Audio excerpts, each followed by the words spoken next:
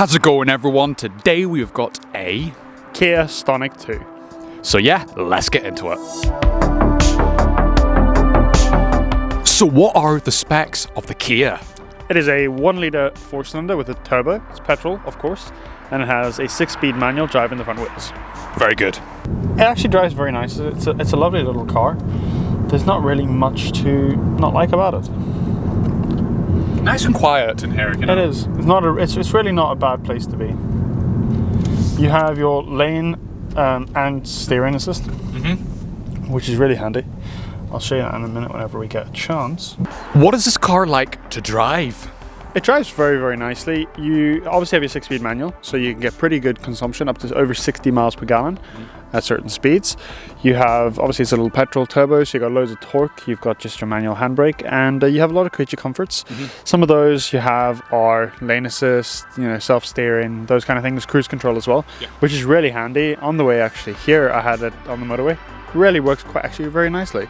You also have Android Auto, Apple CarPlay, or general Bluetooth. You have your different radio stations and any other little bits and bobs you'd like, your automatic lights and stuff like that. So what is this car like as a daily? It makes a fantastic daily. You've got, obviously it's a small little car, so it's great for parking in cities and towns. But with the 6-speed manual, you can get really, really good fuel consumption if you are going to be going on longer trips. It's not going to be the most spacious car in the world, as it is basically a little hatchback up on steroids, just raised a little bit. So, it's one of those things where you don't want to be in it for too long, specifically in the back seats, and you can't carry huge amounts of boot space. Well, there's not huge amounts of boot space, but, as a general daily for most people who are going to be doing 100 miles a day up and down the motorway, it's a fantastic car. So you see how it'll steer, and it doesn't like it whenever you don't have your hands on the steering wheel, but it will steer around corners and stuff for you. Very in and out. It's not very sturdy in that sense. It's not reliable, but it definitely is not a bad feature to have. And it's a bit weird because in the Tesla, whenever you turn the steering wheel manually, it'll automatically disengage. Where with this here, it'll also disengage, but then it'll automatically re-engage.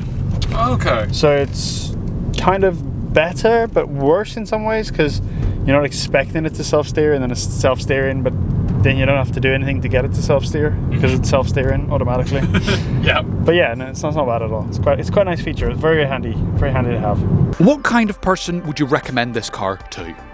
I would say either as a really small family, small family starting out, or someone who likes it a little higher than other people on the road, who doesn't want a little hatchback. And then I would say someone in the city, because you got parking sensors, you can drive around the city nice and small car.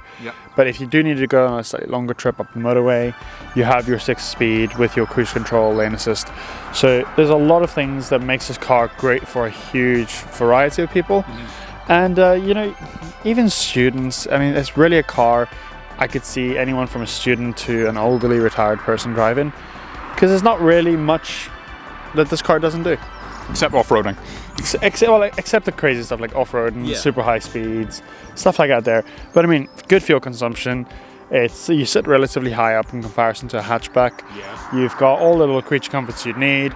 It doesn't have heated seats and heated steering wheel, but I mean, on this kind of car, you don't really need it, and it's not really something that's I'm sure offered. for the price, for the price as well, it's not something that should be a make or break. And all you have is a little green steering wheel on the dashboard, so it's not like you can even hear an audio beep saying it's disengaging or like the Teslas, but cool nonetheless. Does the job pretty right, specifically on the motorway. Now the minute's doing it. Oh, not anymore. Yeah, interesting. Now it's doing it. See, it'll keep you in the lane, and then it stops. So you got to be on the ball. You can't just leave it and let it drive. But it works a hell of a lot better on the motorway. It's almost like a super cruise. Going down the motorway, it just gets on with it. No issues. But I think on country roads, town driving, it's not something you really want to even think you have. What would be your favourite bits about the car? Well, to be fair, let's start at the outside. The red is really, really nice. It's really vibrant and it really pops out at you. I do like the black trimmings. It gives a nice rugged, raised SUV almost kind of look. It does have really nice alloys as well. But by far my favourite part is definitely inside the car. The driving experience is lovely. You have a great steering wheel with all your buttons. It's all really clearly laid out. You've got your Android Auto and your Apple CarPlay display with your Bluetooth navigation, all that there. That's really handy. You've got a little feature inside, or a screen inside the gauge cluster. So you can see all your little bits and bobs, and there's loads of little options, whatever you want to do there. And you know what? It's not a bad place to be. You've got 2 middle cup holders, 2 cup holders in the door. You've got your manual handbrake. It's kind of everything. And probably the best feature is the key, because you do not lose it. Yeah. It goes in and you actually turn it and lock it. So being obviously the driver, the car drives really nicely. It's not a bad place to be.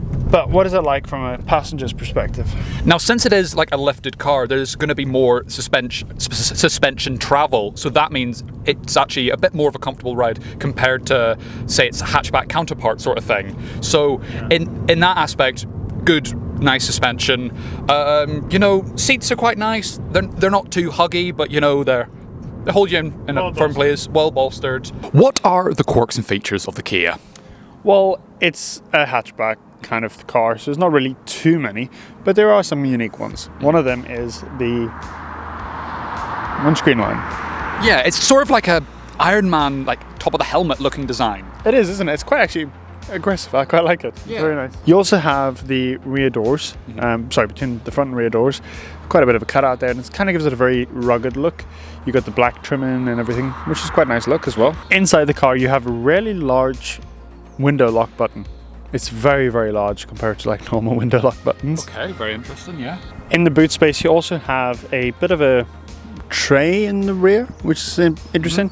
Not really seen that in many cars. I guess you could put smaller items, I guess like portable chargers, stuff like that there in it if you really don't want them to be sliding around the boot space. Yeah. And one of the more unique ones in my opinion is the mustache on the front of the car.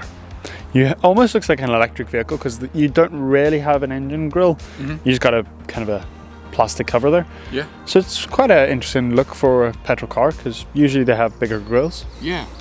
Air conditioning works good, you know. They've got a lot right. Yeah.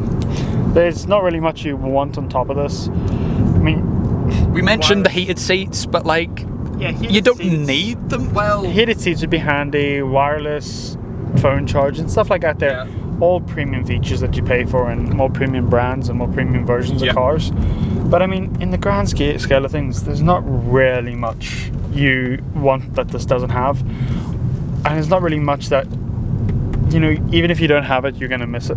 Yeah, I mean, take the Ford Fiesta now. That's now a really expensive car, but it's because they're adding all these features and they're now upping the price of it. And now they're actually starting to discontinue it. So in a way, it's good actually not having the features so you can save the budget. That's it, 100%. And you know, if you have one less premium features, but somewhere else that they could spend the money on to make sure that the rest of the car is great. Now it's time to rate the car. So for Future Classic, we've given it a 1. For daily, we've given it a 7. For Wallet Hurt, we've given it another 7. And for fun, we've given it a 2. So the total is 17 out of 40, which is 42.5%. So thank you guys so much for watching. Make sure you like, subscribe, follow our vlog and podcast channel, link description, and I'll see you in the next one. Bye-bye. So would it be a 3-cylinder if it's a 1-cylinder? Must be. I'll put that at the end.